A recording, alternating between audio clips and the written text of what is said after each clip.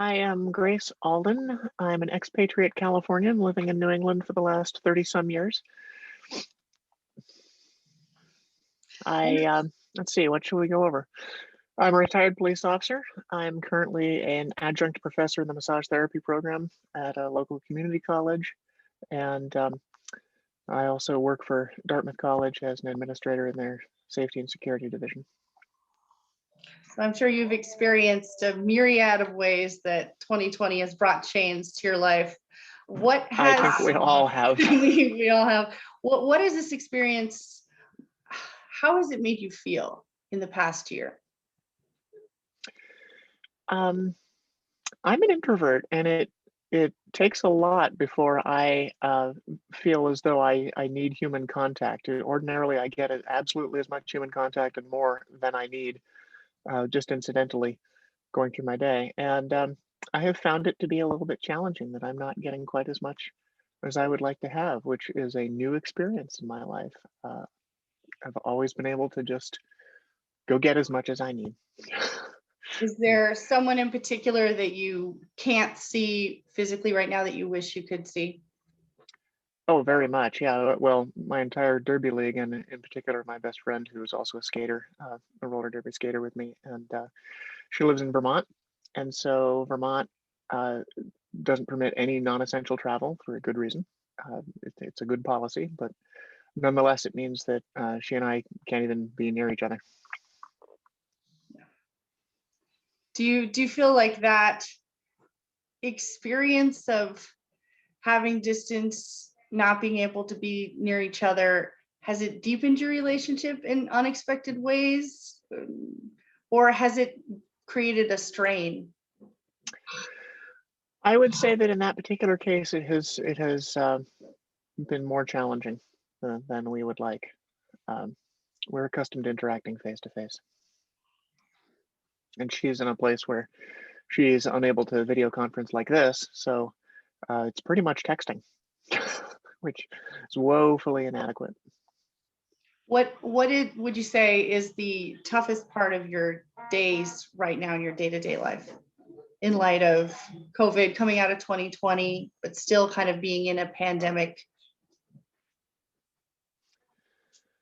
I am very fortunate in that we are in a financial situation where we're able to work remotely and make ends meet. So my challenges don't rise to the level, frankly, of most challenges in this country and around the world right now, in most places in the world.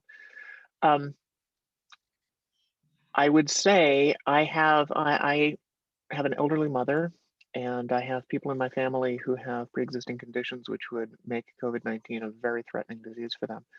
And so I have been pretty fanatical about knowing the best science, knowing what the best mitigation measures are. You know, initially we were all wearing gloves because we didn't know how COVID-19 was generally transmitted. Now we have better masks.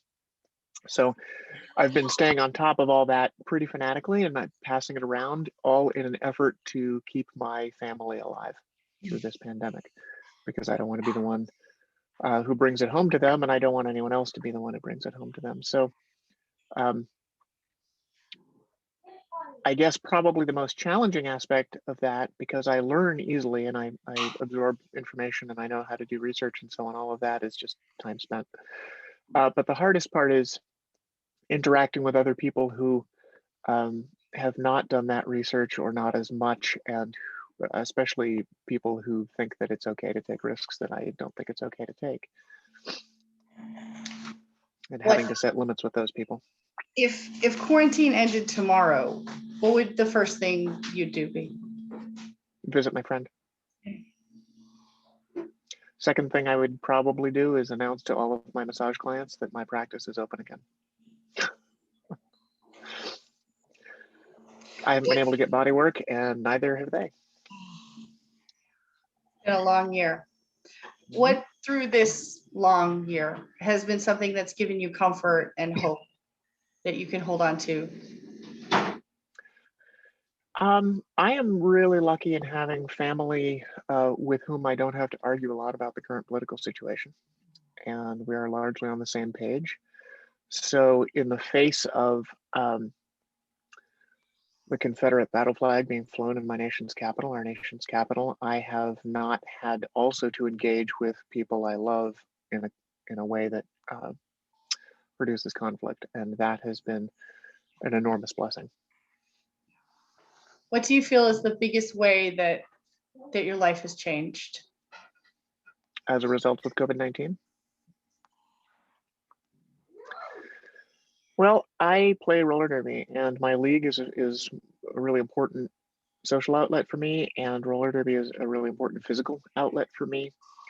And we have been unable to practice in basically any way whatsoever for a year, and that has been, it hits me physically, it hits me emotionally, and it hits me socially.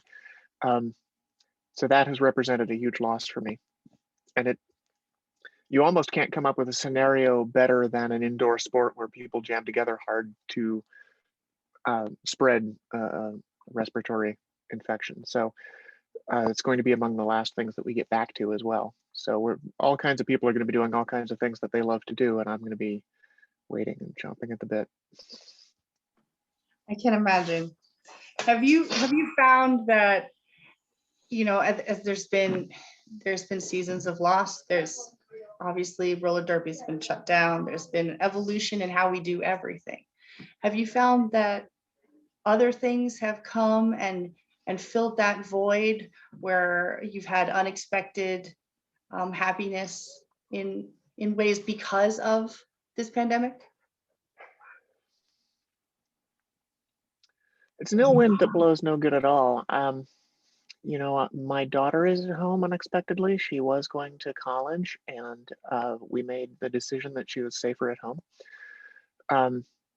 So she's living at home and she's taking up guitar, and that is something I never expected or looked for. And so we've been playing guitar together. So, you know, there are some small things. I have to say, I would trade them for 450,000 dead people and millions of people with long-term disability. And I love playing guitar with my daughter, but I would rather do derby on the whole. What do you think of your family? You've mentioned your friends. What do you think your biggest worry is right now? You know, we're wiser now, but the fight's not over. Yeah, I guess I have two worries. Short term, I have the worry that, you know, somebody makes a mistake and it comes home to roost. I've had my first shot, and the rest of my family has not yet. And so, you know, I'm back to doing the grocery shopping because I'm least likely to bring it home. But that's one of my main worries, is that those people most precious to me die or suffer. My other worry more broadly is that we're seeing a situation where a lot of people are saying they aren't going to be vaccinated, and we have a highly contagious disease. And so we need to get a level of vaccination in the population up to, according to Dr. Fauci, 80, 85%. And with current attitudes towards vaccination, I don't see it happening, which means that we end up in a long-term, multi-year situation where some people's inability to understand the math and the epidemiology, even when it's explained in very small words, is going to drag the rest of us into continued ongoing risk and limitation of life and misery. I hope that as this enormously safe vaccine gets broader application and people see that, and people see the freedom that it gradually enables, even though we can't have it yet right now, I hope that we will get to 80, 85% and hammer this thing down to the point where it's merely endemic rather than pandemic. I disagree with the people who think that we can now get rid of it. I think we're going to be living with it forever. How do you feel that this experience is different from other historical experiences in your lifetime? Well, it's unique. I've never been through a pandemic. I mean, it's different in almost every way. It affects absolutely everyone on multiple levels. Right. I imagine that it's a little bit like a you know, a world war where there's just nothing that it doesn't impact. of course, there are differences too, but it's so comprehensive. I think the main That's a good difference. analogy. That is a good analogy. And in a way, we're also fighting against ourselves and our previously held beliefs as we are fighting against this pandemic as well. If you could ask anyone from your life, living or dead, for advice at this time, what would it be?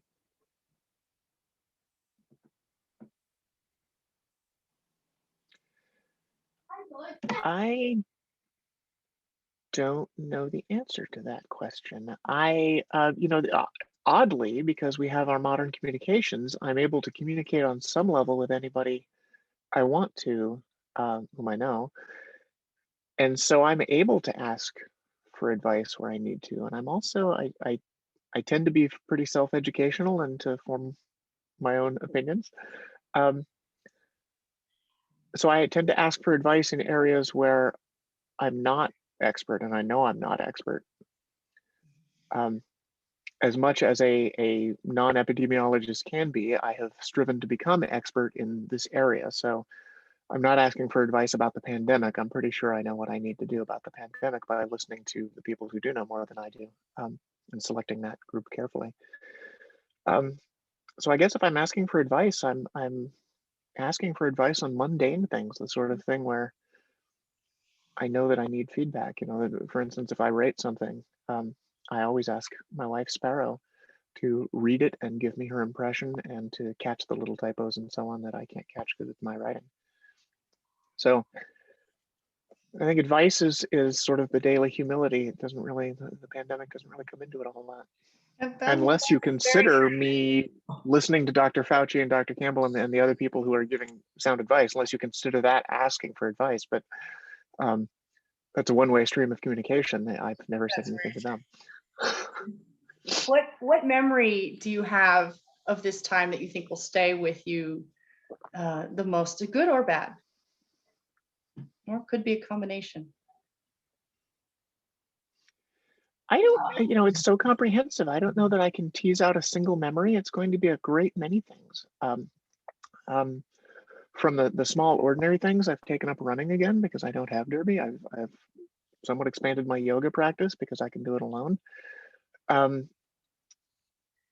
I've had the opportunity to be home with my wife in a way that I haven't pretty much during our entire marriage because we're both working from home. So that's a blessing. And at the same time, it's feast or famine. I haven't been able to interact with any of my friends except occasionally via Zoom and sometimes via text. I don't know that I could single one out. It changes everything. Mm-hmm. It does. And it's constantly evolving too. Yeah. You got to stay nimble. As we get ready to close our time together, is there anything else you'd like to share? Is there anything that's bubbled up through this year that's given you clarity or been valuable to you that you want to pass on?